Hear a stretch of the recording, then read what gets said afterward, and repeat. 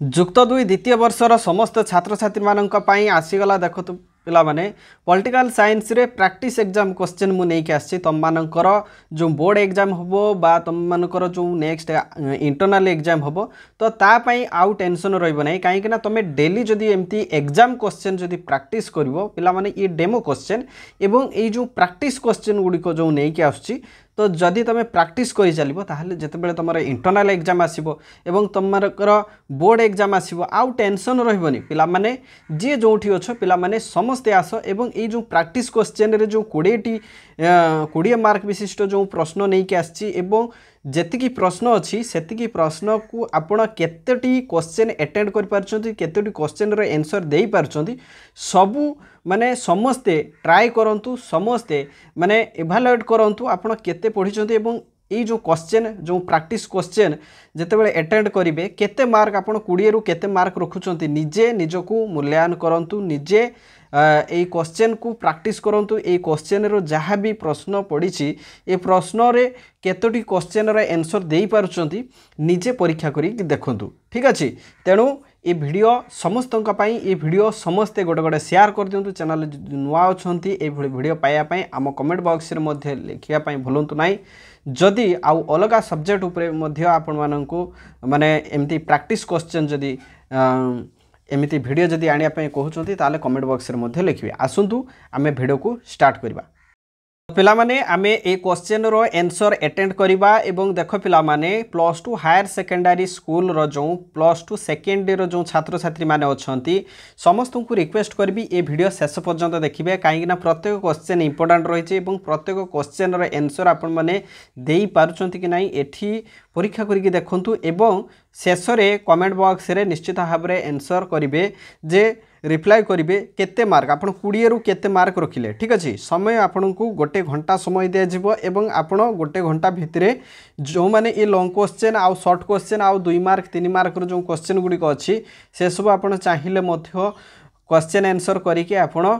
Telegram रे मध्य share करि परिबे ठीक अच्छे तो आसतु वीडियो का आम आगो को नबा +2 हायर सेकेंडरी स्कूल जोटा कि +2 सेकेंडरी पिला मानक पई टेस्ट एग्जाम 2025 रही जोटा कि आमर प्रैक्टिस क्वेश्चन एवं समय गोटे घंटा दि जाइछि एवं आजिर टॉपिक बा आजिर सब्जेक्ट रही राजनीति विज्ञान एवं +2 द्वितीय वर्ष पई एवं को चैप्टर उपरे चैप्टर 1 गणतंत्र उपरे आमे आनिछु एवं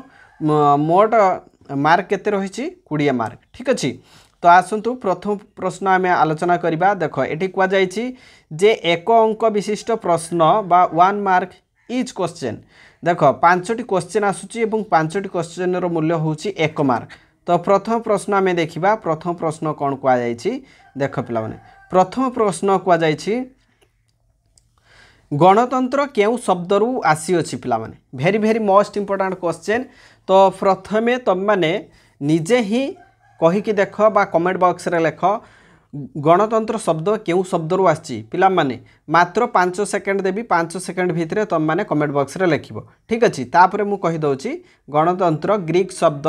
डेमोस शब्द एवं क्राटोस शब्द रु आछि ठीक अछि नेक्स्ट देखो परवर्ती प्रश्न भारत रे गणतंत्र केते प्रकार भारत रे जो गणतंत्र केते प्रकार बा आमे जदि कहिबा गणतंत्र मुख्यतः केते प्रकार भारत रे आमे छाडी दबा ठीक अछि गणतंत्र मुख्यतः केते प्रकार गणतंत्र पिला माने 2 प्रकार रही ठीक अच्छे 2 प्रकार रही कौन कौन ना प्रत्यक्ष गणतंत्र आउ परोक्ष गणतंत्र नेक्स्ट देखो गणतंत्र मुख्य उद्देश्य कौन गणतंत्र मुख्य उद्देश्य कौन परवर्ती प्रश्न देख पिला माने गणतंत्र मुख्य उद्देश्य कौन जदि आमे कहिबा ताले गणतंत्र मुख्य उद्देश्य होची तृणमूल स्तर रे समस्त को गणतंत्र सहित सामिल करबा एवं सुशासन देबा प्रत्येक जनसाधारण को भल शासन देबा उत्तम शासन देबा एवं प्रत्येक नागरिक ये गणतंत्र गोटे गोटे अंश एवं गणतंत्र रे लोकमानक पाखरे सर्वोच्च क्षमता रही बा से माने निज पसंदर जनप्रतिनिधि को बाछिबे यही शासन व्यवस्था रे गणतांत्रिक शासन व्यवस्था रे तेणु गणतंत्र उद्देश्य होची जे समस्त को समान सुविधा सुजोग प्रदान करिबा ठीक अच्छे एवं समस्तंकर सुविधा असुविधा बुझिबा ठीक अच्छे गणतंत्र रे शक्ति क्या हाथ में थाए भेरी भेरी मोस्ट इंपोर्टाट क्वेश्चन एमती बुले बकई जदि क्वेश्चन भी जदि पचरा जाए ताहले तुम मैंने पूरा कन्फ्यूज हो तेणु एमती डेली जदि प्रैक्टिस क्वेश्चन जदि तुम अटेंड कर से तुम पूरा सब डाउट क्लीयर हो तो पिलामाने देखो गणतंत्र रे शक्ति क्या पाखरे थाए बा काहा हाथ में थाए आमे जो कहूँ सर्वोच्च क्षमता से शक्ति से गोटे क्षमता लोक मानक पाखरे ही रही कौन सर्वोच्च क्षमता लोक मानक पाखरे बा गणतंत्र शक्ति क्या हाथ में रही ना जनसाधारण का हाथ में बा लोक मानक हाथ में कहीं रही ना लोक माने ही भोट देकी जनप्रतिनिधि को बाछिबे एवं से ही जनप्रतिनिधि ही सरकार गठन करेंगे एवं लोक माने जदि भोट न देबे ताहले जनप्रतिनिधि बाछि पारिबे नाही बा सरकार गढ़ा हो पारिबो नाही तेणु लोक मानक पाखरे जो भोट देवार क्षमता ता होची एक शक्ति बा ता होची सर्वोच्च क्षमता। नेक्स्ट देखो पिला माने 5 नंबर देख गणतंत्र एपरी एक सरकार जो प्रत्येकर अंश थाए यह किए कही पिला माने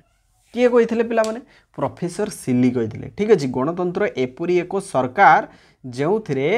प्रत्येकर अंश थाए पिला माने भेरी भेरी मोस्ट इंपोर्टाट क्वेश्चन डेफिनेशन रु आसी थाए एमितिका क्वेश्चन तेणु पिला माने ये क्वेश्चन को भी तुम प्रैक्टिस कर देइथिबो ठीक अच्छे। वर्तमान देख 2 मार्क विशिष्ट क्वेश्चन आम देखा 3टी क्वेश्चन दिखाई एवं से 3टी क्वेश्चन 6 मार्क रो एवं देख पिला माने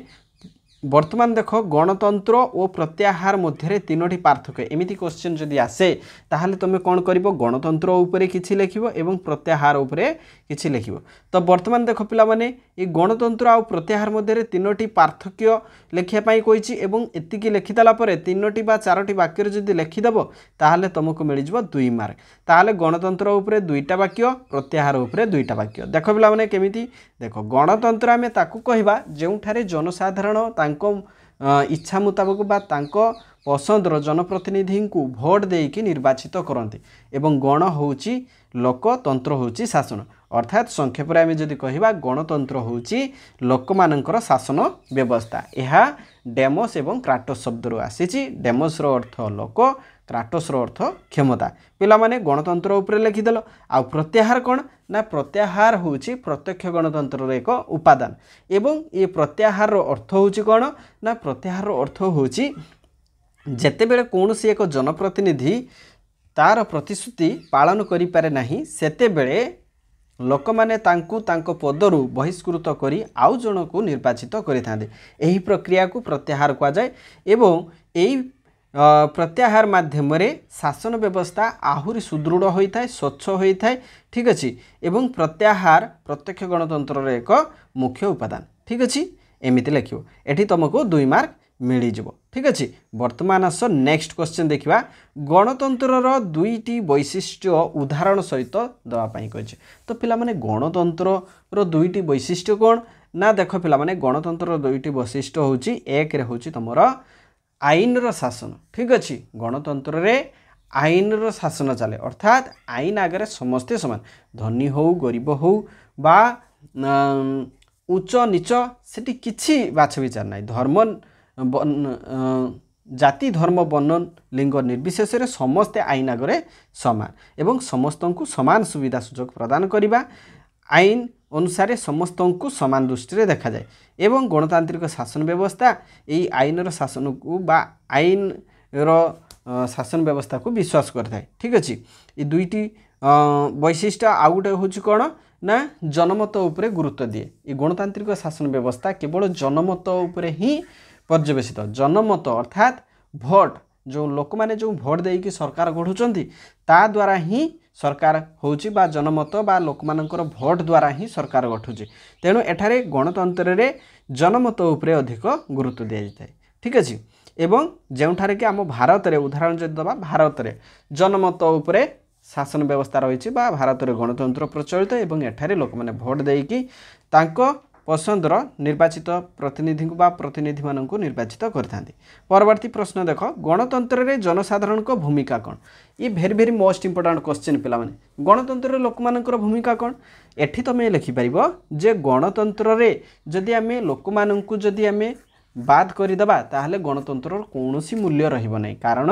लोक मानक पाखरे सर्वोच्च क्षमता रही बा भोट देवार क्षमता रही भोट देले गणतंत्र जो सरकारी व्यवस्था बा गणतंत्र जो शासन व्यवस्था जो स्थापन करा जिवो ताहा स्थापन करिथाय लोक माने एवं लोक माने भोट देकी जनप्रतिनिधि को बाछंती एवं से जनप्रतिनिधि मानक मध्यरु जनक सरकार रो दायित्व दिया जाइथाय बा सरकार गढ़िबार जो प्रक्रिया आरंभ होता है। तेणु गणतंत्र रे लोक मानकर भूमिका अत्यंत गुरुत्वपूर्ण रही। पिला माने 2 मार्क विशिष्ट क्वेश्चन गला। वर्तमान देख 3 मार्क विशिष्ट क्वेश्चन देख पिला माने 3टी। तो एथिरे केमिति लेखिबो 6टी बा 7टी वाक्य तुम मानकु लेखिया पई पड़ो। तो पिला माने एठी तुम मानकु कहि दउची गणतंत्र वैशिष्ट्य गुडी को तुम माने आलोचना करिवो एवं आलोचना करिकि कोन करिवो ना एहाकु लॉन्ग टाइप क्वेश्चन आकार लिखिबो। तापर देखो गणतंत्र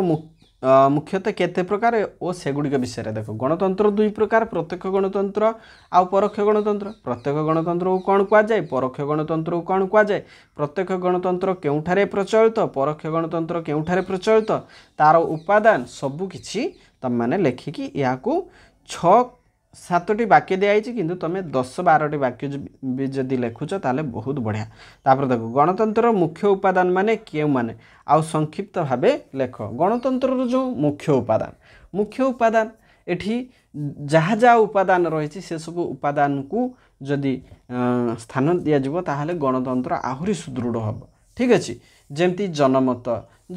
गणतंत्र एक मुख्य उपादान। आईन रो शासन एगुड़िक हूँ मुख्य उपादान। ठीक अच्छे एगुड़ी को छाड़देले जदि आईन जदि रहिबो नाही आईन रो शासन जदि रहिबो नाही ताहले जनसाधारण केही काहारी को खातिर करिवे नाही बा मानिबे नाही। ठीक अच्छे तो ये होची गणतांत्रिक मूल्यबोध बा गणतांत्रिक शिक्षा जो जनप्रतिनिधि माने से माने गणतांत्रिक शिक्षा बा गणतंत्र उपरे तांकर धारणा थिबा दरकार। ये सब होची गणतंत्र मुख्य उपादान। ये सब उपादान को आमे गणतंत्र ये जो लॉन्ग टाइप क्वेश्चन रे आमे लिखि परिया। पिला माने आशा करछि ये जो भिडियोटी तुम मानकु बहुत भल लागुथो काहे कि ना मु भाबिली जे पिला मानकर एग्जाम पई एते टेंशन तेणु आगुरु जदि आमे टेस्ट टाइप रे बा प्रैक्टिस क्वेश्चन जदि आनिबा ताहले पिला माने मध्ये इंटरेस्ट नेबे एवं से माने मन देकी पाठ पढिबे। आशा करछि तुम माने ए 20 मार्क रु निश्चित भाव रे 20 रु 20 तुम माने रखी पारुथुबो। ठीक अछि बा तमे रखिबो बोली मोर आशा। तेणु एमिति प्रैक्टिस करि चलो देखिबो निश्चित भाव रे तुम मानकर इंटरनल एग्जाम एवं बोर्ड एग्जाम रे बहुत भल मार्क रखिबो। Thank you so much. Thanks for watching this video. Thank you.